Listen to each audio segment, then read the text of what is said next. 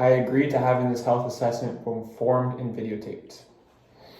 Hi, my name is Emily. I'm going to be your student nurse today. I'm going to be performing a head, ears, eyes, nose, and throat assessment.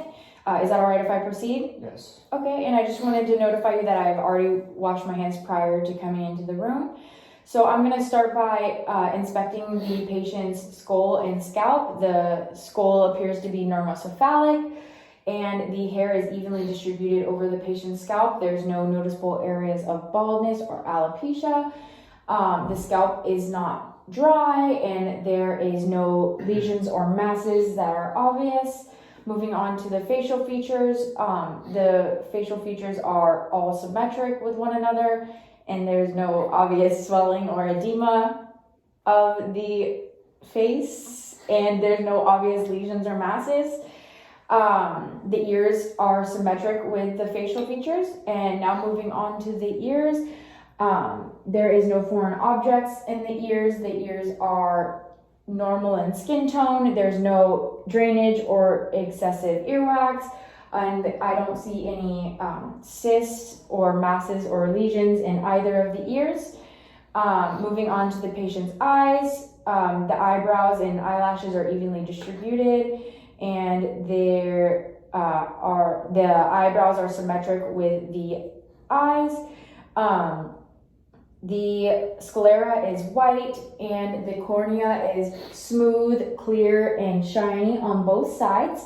And the patient's conjunctiva is pink and moist, and it has no obvious masses or lesions.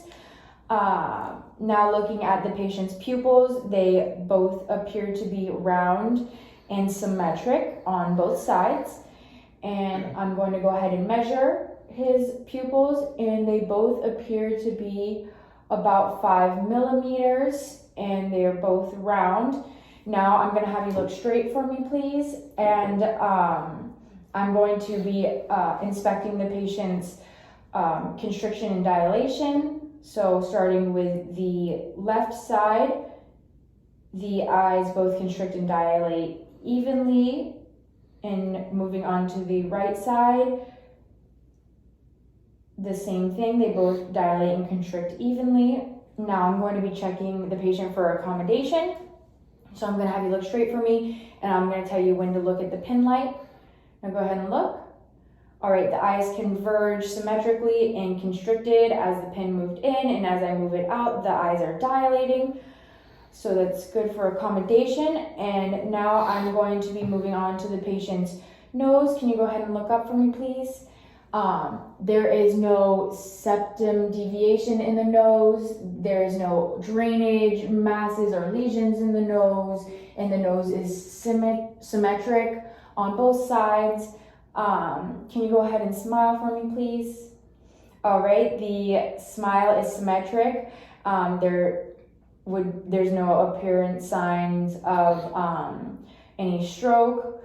Can you open up for me, please? All right, the oral mucosa is pink and moist. The teeth are all present and white in color. There's no discoloration of the teeth. And there's no obvious masses or lesions in the mouth. Can you go ahead and stick your tongue out for me? All right, the tongue is midline, and it's pink in color, and there's no masses or lesions on the tongue, and there is no white coating, which would be an indication of a fungal infection. Can you say ah for me? All right, the tonsils are not inflamed, and there is no masses or lesions on the tonsils. There's no obvious signs of any infection, and there is no red or white coating, which could be a bacterial or fungal infection on the tonsils. Now moving on to the patient's neck, it is even in skin tone. There's no masses or lesions on the patient's neck. Can you go ahead and look up for me and swallow, please? All right, the patient's trachea is midline. There's no tracheal deviation, which could be a sign of a respiratory ailment. So now I'm going to go ahead and move on to the physical assessment. I'm going to go ahead and foam my hands really quickly. All right, I'm gonna start by palpating the patient's skull and head. So I'm not feeling any areas of baldness or excessive dryness of the scalp, and there's no lesions or masses. Is there any tenderness with this? Mm-mm. Okay, moving down to the ears. Is there any tenderness with this? Mm-mm. All right, I'm gonna go ahead and palpate the patient's sinuses. Is there any tenderness or pain with this? No. Okay, what about here? No. Okay, and now I'm gonna move on to the temporomandibular joint. Can you go ahead and open and close? All right, is there any pain or discomfort with that? No. Okay, and I didn't notice any clicking or rubbing of the jaw. Now I am going to palpate the patient's lymph nodes, and the lymph nodes should not be palpable. And if they are significantly swollen, that could be a sign of an infection or possible malignancy. It's also seen in patients who have HIV infections. So I'm going to start with the preauricle lymph nodes, which are not palpable. The posterior auricle lymph nodes are not palpable. The occipital lymph nodes are not palpable. Moving on to the jugulo-digastric, which are not palpable. The submandibular are also not palpable.